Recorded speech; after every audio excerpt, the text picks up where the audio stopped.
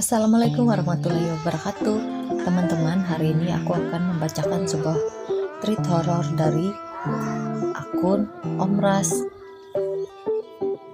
Jika teman-teman ingin membaca langsung ceritanya, dapat membaca langsung di akun Twitter Omras. Linknya akan saya lampirkan di deskripsi. Nicak Daha spesial Robert.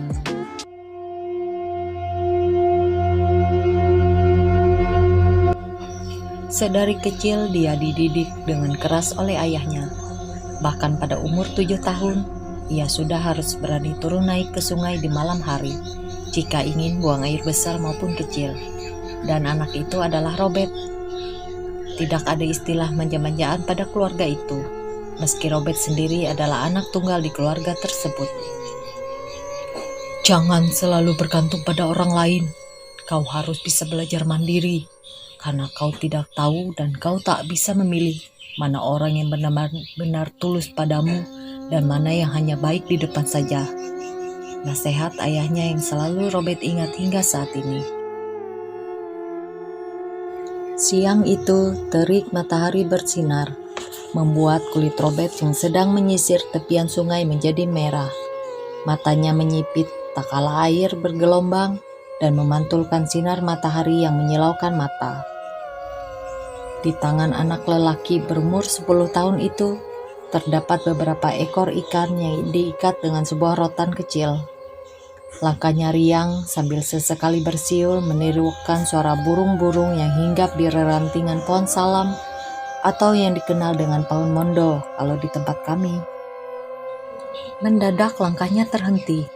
Ia perlahan-lahan mundur ke belakang ketika matanya menangkap sosok besar yang sedang berjemur di pinggir sungai. Buaya itu sepertinya tidur, namun ketika merasakan ada mangsa di dekatnya, buaya itu langsung bergerak. Tak ada pilihan lain, Robert kecil langsung berlari ke hulu. Dengan cepat ia naik ke atas pohon guna mengamankan diri. Untuk sesaat ia bisa bernapas lega karena buaya itu tidak lagi mengejarnya.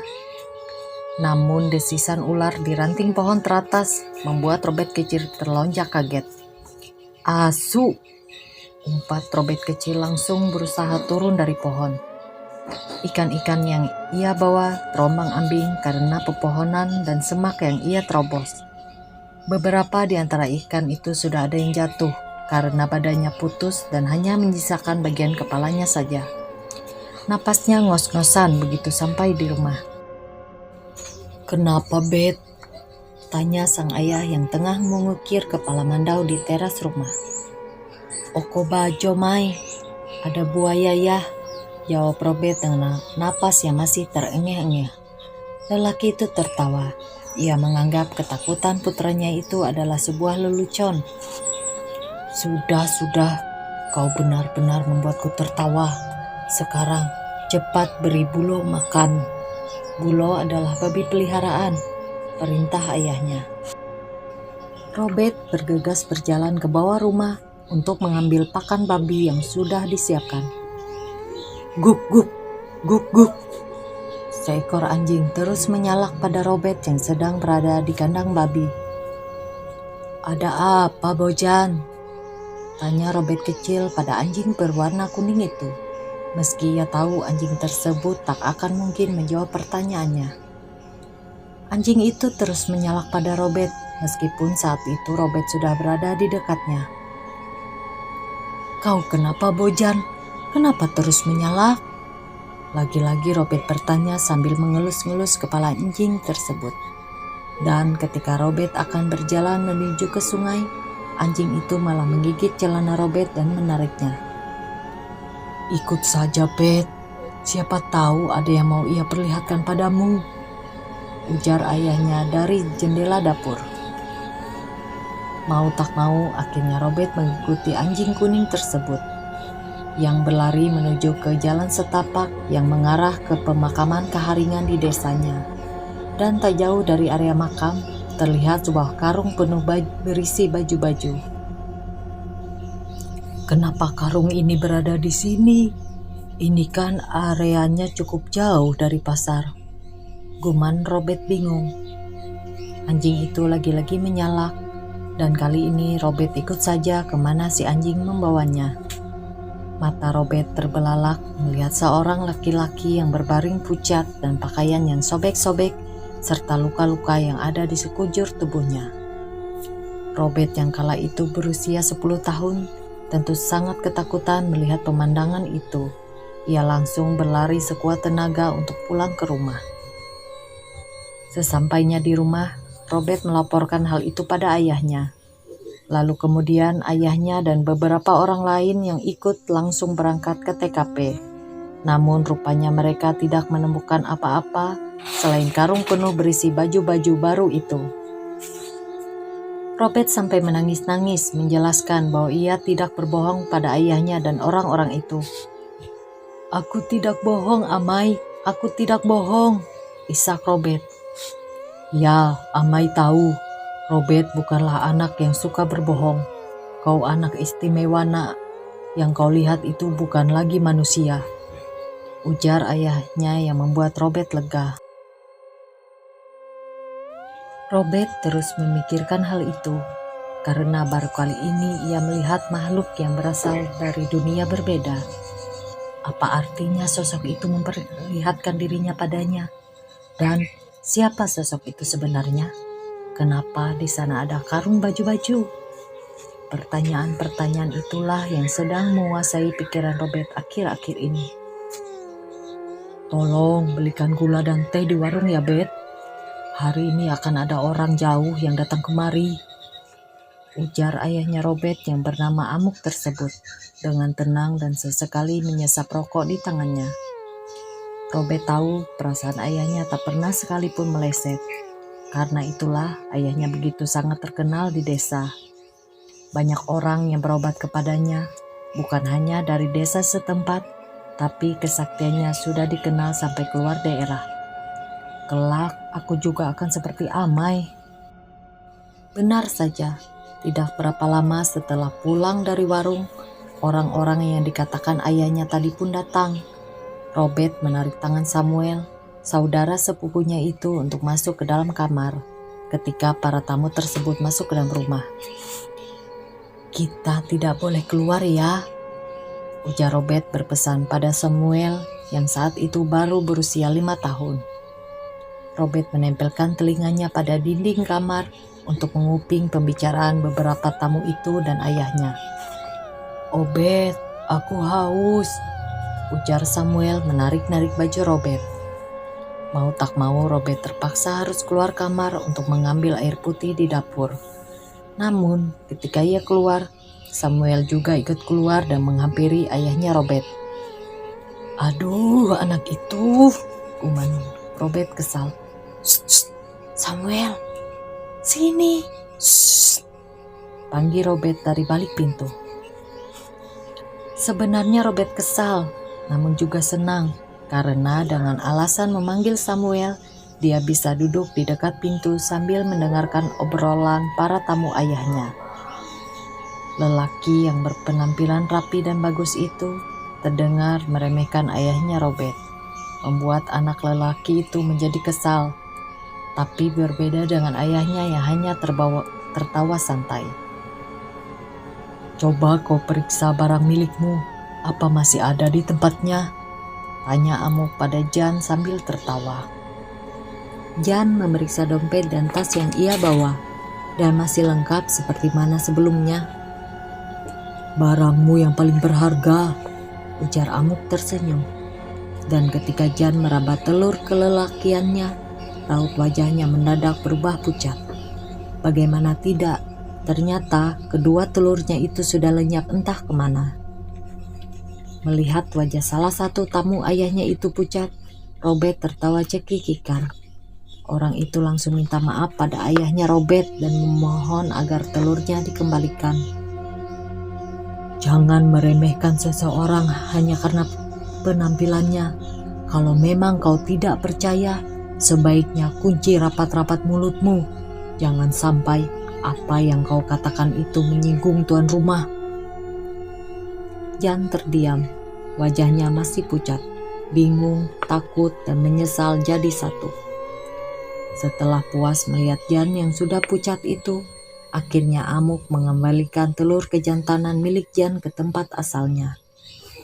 Barulah Jan percaya dengan ilmu yang dimiliki oleh Amuk. "Bet, kemari sebentar," panggil ayahnya. "Ya Amai, ada yang bisa aku bantu?" "Ku dengar Papa Berto dapat ikan tapah. Coba kau ke rumahnya beli 1 kilo, suruh Amuk pada anak lelakinya itu." Mendengar itu, Robert melonjak kegirangan. Ikan tapah adalah ikan kesukaannya. Membayangkan saja membuat Robert meneguk air liur. Dengan berlari kecil, Robert menuju ke rumah Papa Berto. "Beli ikan tapah 1 kilo.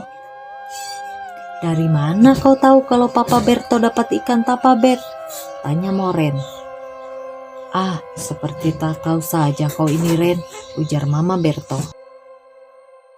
Malam itu, Robert membantu ayahnya mengobati si tamu yang sakit. Robert yang sudah diajari cara memulung atau mengambil penyakit dari dalam tubuh seseorang itu terlihat sudah sangat mahir melakukannya.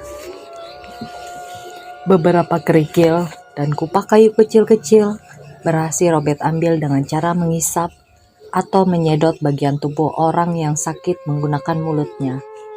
Amuk dengan bangga tersenyum ke arah Robert, dan sisanya dia sendiri yang turun tangan karena dianggap Robert belum terlalu kuat untuk melakukan pengobatan itu sendirian.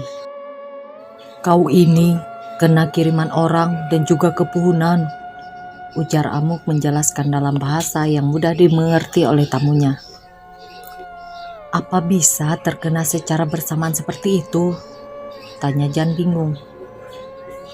"Ya, penyakit-penyakit non-medis seperti ini, kalau sudah ada yang masuk, maka penyakit lain pun akan dengan mudah ikut masuk. Bisa itu berupa sama-sama kiriman, bisa juga karena orang halus yang merasa terganggu, lalu melemparkan sesuatu seperti batu kerikil, pasir, kayu, dan lain-lain pada tubuh kita, yang akhirnya akan membuat penyakit lain pada tubuh kita," ujar Amuk menjelaskan. Jan mengangguk paham. Matanya kini teralihkan pada lelaki yang duduk bersandar di dinding. Tampaknya anak itulah yang nanti akan menuruni keahlian sang ayah yang bergelut dalam dunia mistik. Singkat cerita, pada hari itu, para tamu yang berobat tersebut pun akhirnya pulang. "Mai, Amai, aku mancing ikan ke sungai ya," pamit Robert pada sang ayah. Di jalan menuju sungai, ia melihat ada 2 anak lelaki yang bertubuh jauh lebih besar darinya sedang berkelahi, dan ditonton oleh beberapa anak lain yang menyerukan nama masing-masing anak yang berkelahi tersebut. Dengan langkah cepat, Robert menghampiri mereka. Tanpa rasa takut, Robert menginju wajah kedua anak itu hingga keduanya terdiam. "Bodoh, goblok kalian, mau-maunya diadu oleh mereka. Kalian itu saudara, harusnya saling menjaga, bukan berkelahi seperti ini," teriak Robert penuh amarah. "Dan kalian, apa untungnya bagi kalian mengadu mereka, Kalian dapat beras dari hasil mengadu mereka?" bentak Robert pada anak-anak yang tadi menonton perkelahian. Tak jauh dari tempat itu, ada Amuk yang tengah memperhatikan anak-anak itu sambil tersenyum dan kepala mengangguk-angguk. Namun, tiba-tiba senyumnya hilang ketika salah satu anak itu menampar Robert. Wajah Robert tampak merah padam menahan amarah akibat tamparan salah satu anak tersebut. Ia mengira Robert akan membalas pukulan anak tadi, harap-harap cemas, tapi rupanya Robert sama sekali tidak melakukan pembalasan apapun. Ia malah menarik tangan kedua saudara yang berkelahi tadi, lalu membawa mereka menjauh. Cinta pertama sang pewaris. Tahun demi tahun berlalu, usia Robert sekarang sudah menginjak 17 tahun. Wajahnya yang cukup tampan dan tubuhnya yang lumayan berotot, serta sikapnya yang baik dan suka menolong, itu menjadi nilai tambah bagi para gadis di desanya. Banyak gadis yang berebut ingin menjadikan Robert sebagai kekasih, namun sepertinya Robert tidak tertarik sedikit pun pada mereka. Ia malah menganggap semua gadis itu sebagai teman atau saudara yang membuat mereka seketika menjadi kecewa.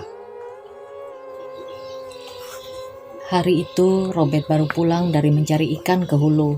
Ia menenteng wadah ikan miliknya yang terlihat sudah penuh dengan ikan-ikan. "Hai Kak Bet, mau ku bantu masakan ikan?" tegur seorang gadis cantik dengan rambut yang terurai panjang hingga ke punggung itu sambil tersenyum ketika Robert lewat di depan rumahnya. Tapi Robert yang seperti kulkas 2 pintu itu hanya menjawab seadanya dan langsung melanjutkan perjalanannya untuk pulang ke rumah. Di rumahnya ternyata ada beberapa tamu yang datang. Salah satunya adalah seorang gadis manis dengan rambut ikan mayang yang menggemaskan. Baru kali ini Amuk melihat Robert salah tingkah seperti itu di hadapan seorang gadis. Padahal, jika dibandingkan dengan gadis-gadis yang mengejar-ngejar Robert selama ini, gadis yang bertamu itu bukanlah apa-apa. Tapi entahlah, Robert merasa bahwa gadis itu seperti gurun Sahara yang panas dan mampu mencairkan kebekuan hatinya saat itu hanya dengan tatapan mata. Saat mendengarkan obrolan sang ayah dan tamu-tamunya itu, barulah Robert tahu kalau gadis tersebut sudah lumpuh hampir 3 tahun karena guna-guna. "Cukup sulit mengobati penyakit yang sudah bertahun-tahun tinggal di dalam tubuh seperti itu," ujar Amuk. Kata-kata yang terlontar dari mulut ayahnya membuat Robert terbelalak. Tak pernah ia mendengar ayahnya berkata seperti itu sebelumnya pada pasien-pasien mereka terdahulu. Bahkan ada yang sudah sakit selama berpuluh-puluh tahun dan ayahnya tak pernah mengatakan apa-apa. "Tapi Mai, lebih baik kau lanjutkan pekerjaanmu, Bet," potong sang ayah dan cepat. Robert beranjak dari duduknya dan langsung ke dapur. Sesekali ia mengintip gadis itu lagi. "Aku butuh waktu untuk mengobatinya, paling tidak sekitar 2 minggu, ujar Amuk lagi. Tanpa ragu pihak keluarga si gadis langsung menyetujui, dan selama 2 minggu si gadis yang bernama Ainun itu pun tinggal di rumah mereka bersama bibinya yang akan mengurus keperluannya selama tinggal di sana. "Gunakan waktu 2 minggu ini sebaik-baiknya, Bet. Dan bila memang dia menyukaimu, Amai siap untuk melamarkannya untukmu, karena Amai tahu kau menyukainya, bukan?" ujar Amuk berbisik. Di sini barulah Robert mengerti maksud sang ayah, dan seketika wajahnya memerah karena malu. "Bagaimana Amai tahu perasaanku?" tanya Robert. "Kau ini anakku, tentu aku tahu semua yang kau pikirkan." Hari-hari berlalu, Robert dan Ainun kini semakin akrab. Tak jarang Robert menggendong gadis itu untuk berjalan-jalan mencari udara segar atau sekedar untuk melihat peliharaan-peliharaan milik Robert. Keakraban keduanya menjadi buah bibir di kalangan gadis-gadis di desa. Mereka mencibir, bahkan tak jarang mengejek gadis yang Robert sukai, meskipun itu dilakukan tidak secara langsung oleh mereka. Pada hari kelima, kaki Ainun sudah mulai bisa digerak-gerakan, walau masih terasa ngilu di tulangnya. Dan pada hari ke-8, Ainun sudah mulai belajar berdiri dengan dibantu oleh bibinya ataupun Robert. Dan di hari ke-14, Ainun sudah bisa berjalan sendiri, meskipun hanya beberapa langkah saja. Keluarganya yang datang hari itu pun terlihat bahagia melihat kemajuan pada Ainun. Dan ada seorang laki-laki yang berusia 25 tahunan di antara keluarga Ainun saat itu. Awalnya Robert tak ambil pusing dengan keberadaannya. Namun ketika mereka memperkenalkan lelaki itu sebagai calon suami dari Ainun, raut wajah Robert seketika berubah. "Robert, terima kasih. Selama 2 minggu ini, kamu sudah ikut menjaga dan menemani calon istriku. Aku berhutang budi padamu," ujar lelaki itu serasa menusuk jantung dan hati Robert. Iya, tidak apa-apa. Aku ikhlas," jawab Robert gemetar. Dan setelah kepulangan Ainun, Robert menjadi pemuda yang lebih pendiam. Bahkan pada usianya yang telah memasuki 25 tahun pun, Robert belum juga ingin menikah. Meskipun ayahnya sudah berkali-kali menyuruhnya untuk segera menikah. Malam itu, perdebatan antara Robert dan ayahnya tentang perjodohan terdengar sengit. Yang akan menikah itu aku, Mai. Dan aku bisa memilih wanita pilihanku sendiri. Kenapa Amai harus repot-repot ke sana kemari mencarikan istri untukku? Nanti kalau dia datang, Amai yang nikahin dia, ujar Robert. Amuk yang terbakar emosi lantas menampar Robert, membuat lelaki itu langsung pergi meninggalkan rumah malam itu juga. Robert merenungi diri di pinggir sungai dengan ditemani sosok makhluk berkepala botak dan memiliki telinga yang lebar. Makhluk itu tidak memakai pakaian. Tubuhnya yang putih seputih tepung terlihat jelas di malam itu. Aku terlalu kasar pada ayahku, ucap Robert. Hening. Pertengkaran mereka malam itu memang adalah pertengkaran yang paling parah. Bahkan mereka sampai tak bertegur sapa selama beberapa hari. Kulit macan. Mai, biar aku saja yang pergi mencari akar-akar itu, ujar Robert pada sang ayah yang memang akhir-akhir ini kesehatannya menurun. Tidak perlu, biar aku saja yang mencarinya, sanggah Amuk diiringi batuk. Amai tidak terlalu sehat sekarang ini. Apa pedulimu? Mai, masalah itu kan sudah selesai. Aku juga sudah menyanggupi akan menikah. Jadi tolong jangan perlakukan aku seolah tak peduli denganmu. Bagaimanapun juga kau itu ayahku, ujar Robert. Umurku mungkin tak akan lama lagi tapi... Mai, jangan jadikan umur sebagai bahan untuk menekanku, potong Robert seraya beranjak dari duduknya. Ia akan pergi ke hulu hari itu untuk mencari bahan-bahan yang digunakan untuk ritual sang ayah. Sepanjang perjalanan, Robert tak henti-hentinya memikirkan sang ayah. Ia sebenarnya tidak ingin melawan, tapi ia juga tidak bisa hanya diam saja menerima semua keputusan sang ayah untuk hidup dan masa depannya.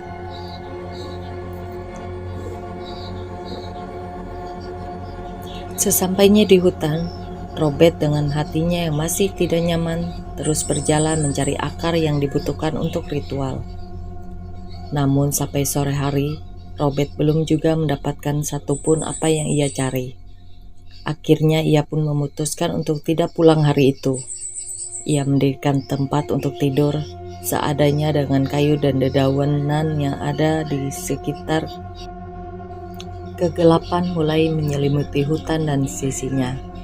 Robert mulai menghidupkan api guna mengusir nyamuk-nyamuk hutan yang mulai berdatangan. Menjelang tengah malam, Robert mendengar suara burung yang bernyanyi aneh. Jelas itu bukan burung biasa, melainkan burung jadi-jadian yang mencari mangsa. Biasanya yang menjadi sasaran adalah orang-orang yang tidak tahu apa-apa, dan orang-orang yang suka penasaran terhadap segala sesuatu yang menjadikan apapun sebagai bahan pertanyaan. Robert memejamkan mata. Ia merasakan ada sesuatu yang mendekat ke arahnya. Dan tidak beberapa lama kemudian, ada suara seseorang yang sangat ia kenal memanggilnya. Aku kemari mencarimu, ujar suara yang sangat mirip dengan ayahnya itu. Robert membuka matanya dan tersenyum kecut. Kenapa Amai mencariku? Tanya Robert bersikap biasa-biasa saja. Padahal ia sendiri sudah tahu bahwa sosok yang ada di hadapannya itu bukanlah sang ayah, melainkan macan. Aku hanya takut kau kenapa-napa.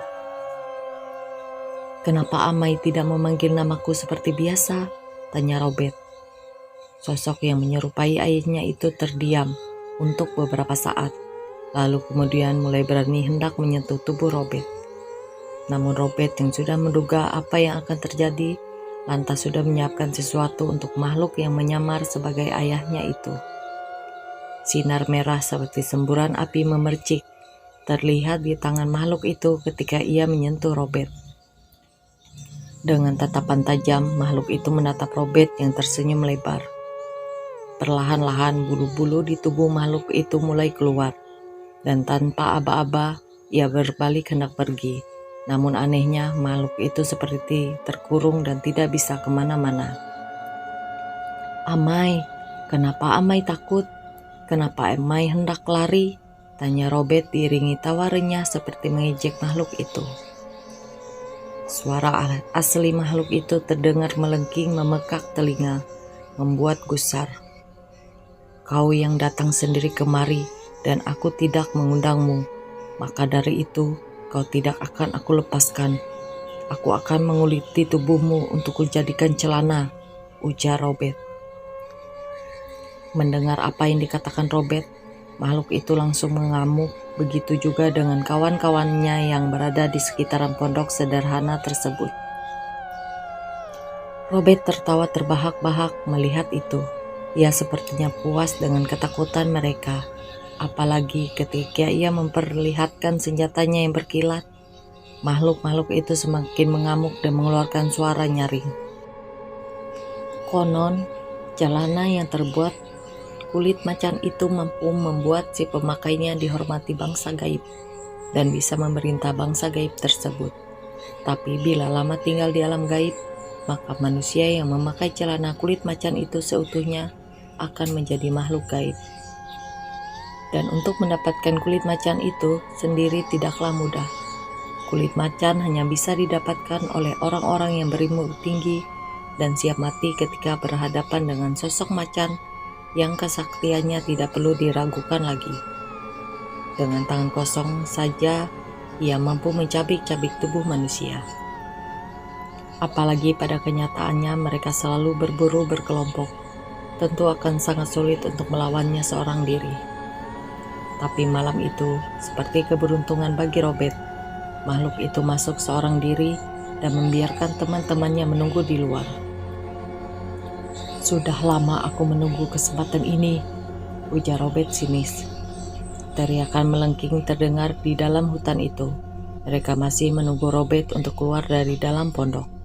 Namun Robert yang pintar tentu tak akan mau keluar setelah ia berhasil mendapatkan kulit macan tersebut. Nyawanya dipertaruhkan di sini.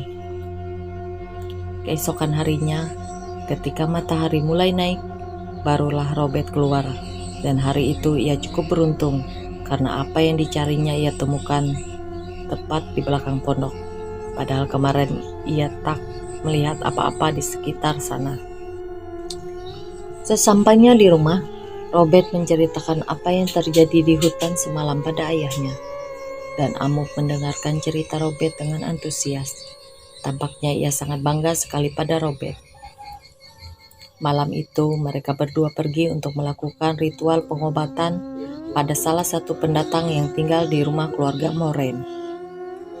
Robert mengerutkan keningnya ketika melihat lelaki yang berbaring di atas kasur itu. Bagian wajahnya membengkak dan urat-uratnya terlihat sangat jelas. Bahkan lubang hidung lelaki itu sudah tertutup karena bagian hidungnya juga membengkak. Hanya mulutnya yang masih terbuka sedikit untuk bernapas. Amuk yang sudah cukup renta kemudian mulai melakukan ritual dibantu oleh Robert. Namun sepertinya Amuk tidak bisa mengimbangi kekuatan dukun yang menjadi musuhnya malam itu. Ia beberapa kali terbatuk dan mengeluarkan darah hitam yang menggumpal. Sementara Robert tetap fokus pada tujuan awal mereka. Hingga beberapa saat lamanya, akhirnya Robert berhasil mengalahkan si dukun. Dengan ritualnya, penyakit yang dikirim kini Robert kembalikan. Namun setelah kejadian malam itu, ayahnya jatuh sakit. Semakin hari sakitnya semakin parah. Bahkan Robert pun tidak bisa mengobatinya. Karena perjanjian atau sumpahnya, mereka tidak bisa mengobati keluarga mereka sendiri, apalagi yang tinggal serumah dan memiliki hubungan darah. Semua kekuatan dan ilmu yang mereka miliki akan menjadi tidak berfungsi bila digunakan untuk mengobati keluarga sendiri. Jadi jangan heran jika ada dukun yang tidak bisa menyembuhkan anak atau istrinya sendiri. Bet, bila aku mati nanti, kau tahu apa yang harus kau lakukan bukan? Tanya Amuk. Amai tidak akan mati. Aku akan berusaha mencari orang yang bisa menyembuhkan Amai. Namun, sekitar sehari setelah berkata seperti itu, Amuk menghembuskan napas terakhirnya. Ketika proses jenazah ayahnya dimandikan, Robert ikut mandi di bawah jasad sang ayah untuk menyalin ilmu milik ayahnya yang belum sempat Robert pelajari semasa ayahnya hidup. Dan seiring dengan guyuran air dari mayat itu membasuh tubuh Robert, seperti itulah ilmu ayahnya menurun padanya, pada orang yang bersedia mandi di bawah mayat. Setahun telah berlalu, Robert pun sudah menguasai berbagai macam ilmu yang diturunkan oleh ayahnya, termasuk ilmu santet. Malam itu, Robert sudah sampai di sebuah gunung yang dikenal sebagai sarangnya makhluk gaib. Dan tidak jarang gunung itu adalah tujuan utama bagi mereka yang akan mencari-cari barang bertuah ataupun ilmu-ilmu yang didapatkan dengan cara berlampah atau betapa. Saat memasuki area gunung itu saja, Robert sudah merasakan hawa yang berbeda. Dingin dan panas terasa bersamaan. Di sana benar-benar hening, tak ada satupun suara binatang malam yang biasanya ada di sekitar hutan. Robert duduk dan ia mulai memejamkan mata. Tak ada yang terjadi, hingga ketika lampahnya sudah hampir selesai, Robert mulai merasakan godaan. Mulai dari beberapa perempuan cantik yang bisa dibilang hampir tak berpakaian dan terus-menerus menggodanya. Lalu pelan-pelan berganti dengan gerombolan anak kecil. Kemudian ada seekor ular besar yang hendak melilit tubuhnya. Pada ujian terakhir Robert hampir saja gagal, tapi untungnya Robert berhasil mengatasinya. Dan sampailah pada saat terakhir, di mana ia mendengar suara seseorang bertanya padanya. "Apa yang kau inginkan?" ujar suara itu bertanya. Mendengar pertanyaan itu, Robert segera membuka matanya. Dan terlihatlah sosok makhluk tinggi dengan ukuran tubuh yang sangat besar berdiri di hadapannya. "Aku ingin ilmu Taguh Gancang," ujar Robert mantap tanpa perasaan takut sedikit pun melihat sosok itu. "Baiklah, permintaanmu kuterima. Sekarang pulanglah. Besok kau sudah bisa menggunakan ilmu itu," jawab makhluk itu dengan suara menggelegar. Robert tersenyum dan mengangguk. Ia lalu beranjak dari tempatnya berlampah. Ia yakin dan percaya dengan ucapan makhluk itu. Karena itu bukan sekali atau kedua kalinya ia berlampah. Namun godaan atau ujian di setiap lampahnya itu berbeda-beda. Dan yang ini bagi Robert adalah yang paling sulit. Bahkan ia hampir gagal karenanya. Taguh Gancang adalah ilmu kebal dan kuat. Di pedalaman masih banyak yang memakai ilmu ini. Apalagi mereka yang mempunyai pekerjaan di hutan yang jarang bertemu dengan manusia. Jadi apa-apa harus dikerjakan sendiri, termasuk mengangkat pohon besar, ataupun menggisung atau mengangkat kelotok saat melewati kiham atau ongkong. Tanpa ilmu itu mustahil bagi manusia bisa mampu mengangkat pohon besar dan menggisung kelotok melewati ongkong seorang diri. Ongkong itu seperti anak air terjun yang terbuat dari susunan batu yang terbentuk secara alami. Tingginya pun lumayan beragam, mulai dari setengah meter hingga 4 meter lebih. Dia akan muncul bila air surut atau kemarau, dan kiham itu lebih kecil lagi dari ongkong. Untuk tinggi setengah meter, masih bisa dilewati oleh pengemudi yang benar-benar lihai. Dan kalau tingginya sudah hampir 1 meter lebih, itu harus diingsung atau diangkat kelotoknya. Tentu akan sangat sulit karena batu-batu ongkong itu licin. Salah menginjak, kaki kita bisa patah. Selain membantu mengobati penyakit orang, Robert juga bekerja membuat kelotok untuk dijual pada orang yang memesan. Kelotok buatan Robert sangat terkenal karena bagus dan terbuat dari kayu-kayu pilihan. Seperti hari itu, Robert pergi ke hutan hilir untuk mencari pohon yang sesuai dan untuk kelotok yang akan ia buat. Berbekalkan belayung, parang, dan 1 kencing nasi, Robert pun berangkat. belayung ini mirip seperti kapak. Setelah 3 jam berjalan, Robert akhirnya berhasil menemukan pohon dengan kualitas yang sangat bagus. Sebelum menebang pohon itu, terlebih dulu ia menepuk pohon tersebut sebanyak 3 kali. Dan bila tidak ada respon, barulah ia akan menebangnya. Berarti pohon itu aman dan tidak berpenghuni. Tidak butuh berapa lama pohon itu tumbang. Robert tanpa parang merapak-rapak atau mematahkan ranting-ranting pohon tersebut hingga bersih, dan mulai hari itu juga ia mengerjakan pembuatan kelotok di sana. Tempat itu cukup jauh dari sungai. Bahkan untuk menuju ke lokasi itu, Robert harus berjalan kaki selama 3 jam setiap harinya. Pada suatu hari, bangau atau lantai kelotok yang dibuatnya hendak dicuri oleh beberapa orang pemburu, dan ketahuan ketika mereka berpapasan langsung dengan Robert. "Kembalikan banguku," ujar Robert yang tentu mengenali hasil karya tangannya. Tapi orang-orang itu tidak bersedia mengembalikannya, membuat Robert akhirnya mau tak mau menghajar mereka semua. Dan dengan santai ia berjalan sambil mengangkat bangu yang berat itu di atas kepala menuju ke tempat pembuatan kelotoknya.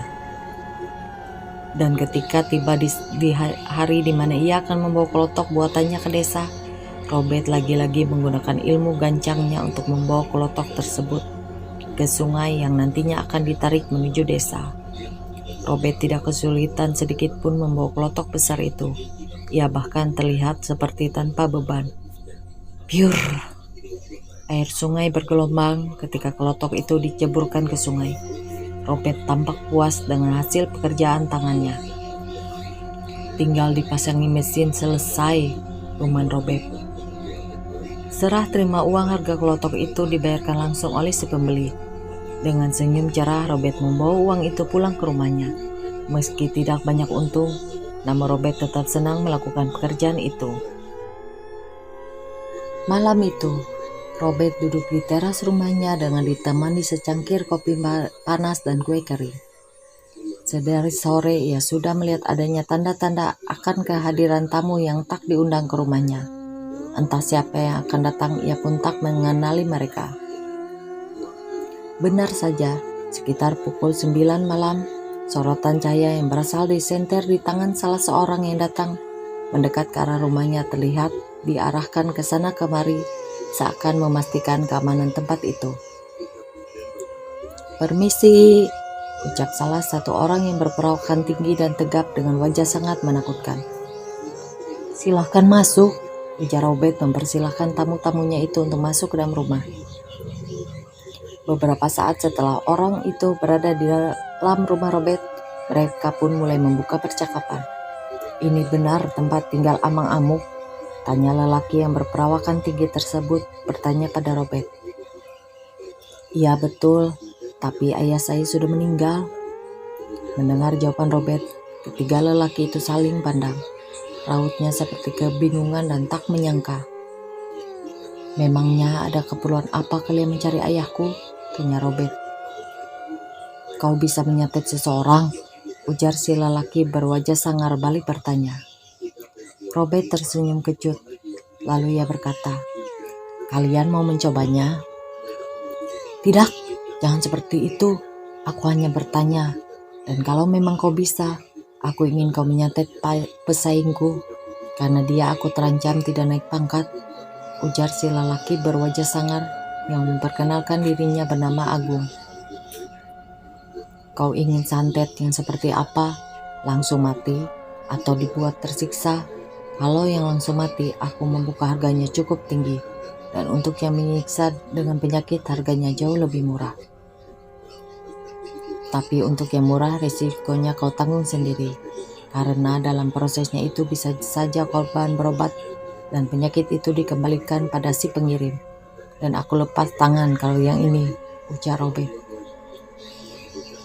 "Berapapun harga yang harus kubayar, aku akan bayar, asal dia bisa mati malam ini juga," ujar Agung mantap.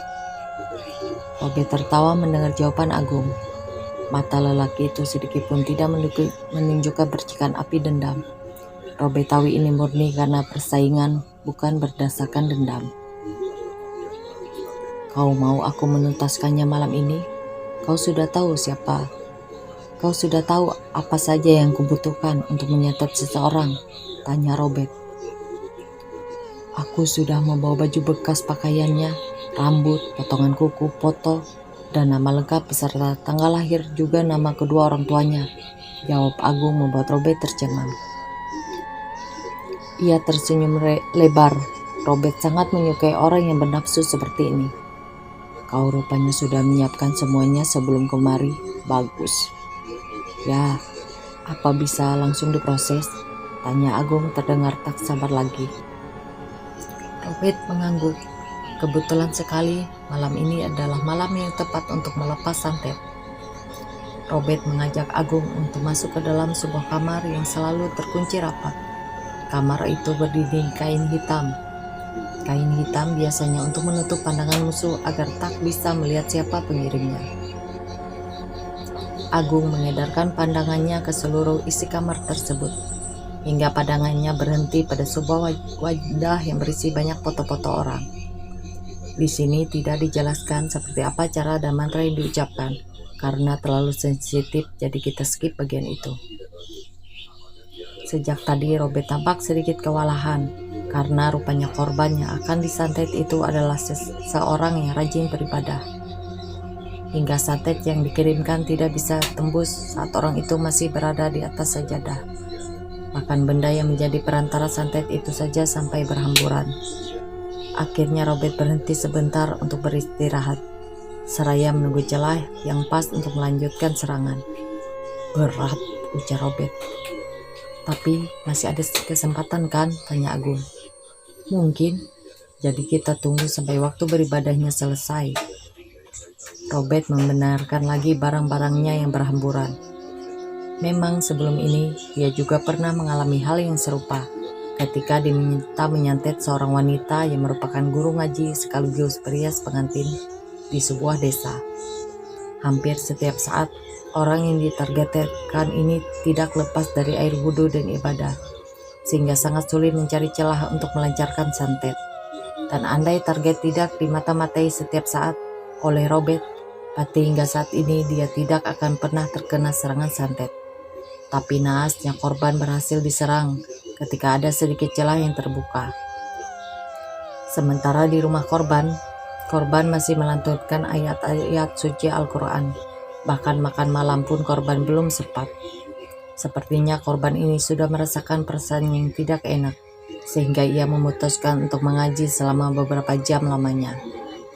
Ini menurut kisah Agung yang diberitahu oleh pihak keluarga korban, karena sebenarnya si Agung ini sangat akrab dan dekat dengan korban dan keluarganya, bisa dibilang memiliki hubungan seperti kawan atau sahabat baik.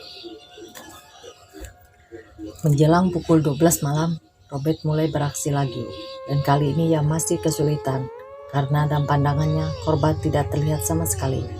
Mungkin sebelum tidur beliau sudah membaca doa terlebih dahulu, sehingga mau tak mau Robert terpaksa harus membuat umpan terlebih dahulu, yakni menjadikan salah satu keluarga korban sakit agar menimbulkan kepanikan pada korban, sehingga ia lupa untuk berdoa.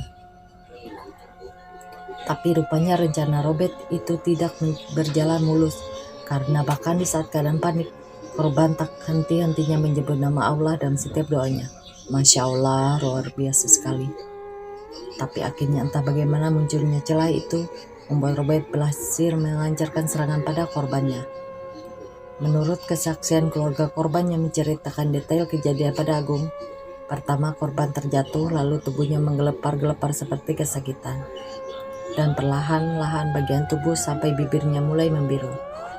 Urat-urat di tubuhnya seperti terputus dan membengkak atau menggelembung. Saat itu keluarga korban benar-benar dibuat kalang kabut. Terlebih apa yang terjadi pada si korban ini sangat aneh dan tidak masuk akal. Apalagi sebelumnya korban sama sekali tidak memiliki riwayat penyakit apapun. Salah satu anggota keluarga korban memutuskan untuk memanggil mantri yang berada sekitar 3 km dari rumah korban. Namun tidak sempat mantri itu datang, korban telah mengembuskan napas terakhirnya. Robert menarik napas panjang. Semuanya sudah tuntas, Orang yang kau benci sudah mati, ujar Robert bergetar. Agung tersenyum puas mendengar perkataan Robert. Tapi sisanya akan aku bayarkan 2 atau 3 hari lagi ya. Aku pasti akan datang. Robert mengangguk. Berkali-kali ia menghela napas panjang. Entah mengapa hatinya mulai merasa kasihan. 2 bulan lebih berlalu. Hari itu Agung kembali mendatangi kediaman Robert.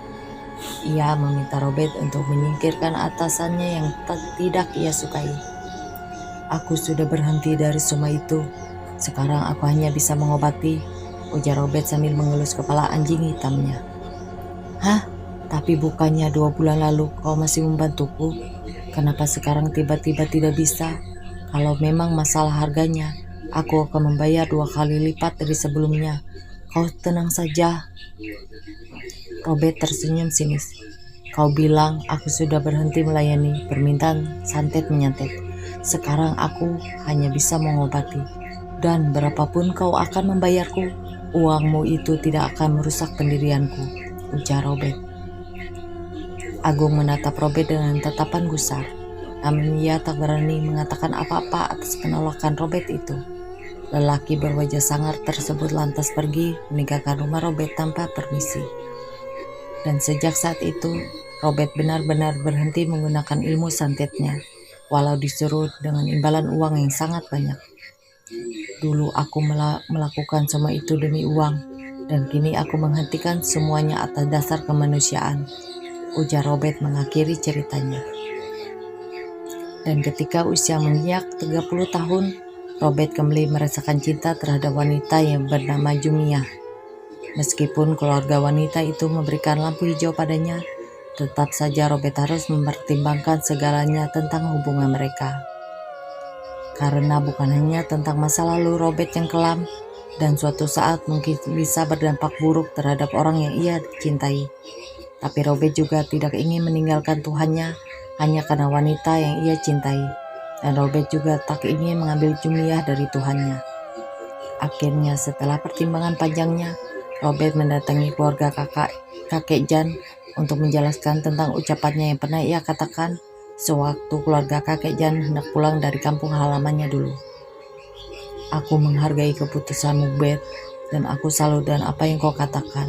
Meskipun sebenarnya aku juga sedikit kecewa karena sudah telanjur mengharapkanmu menjadi menantuku, ujar kakek Jan.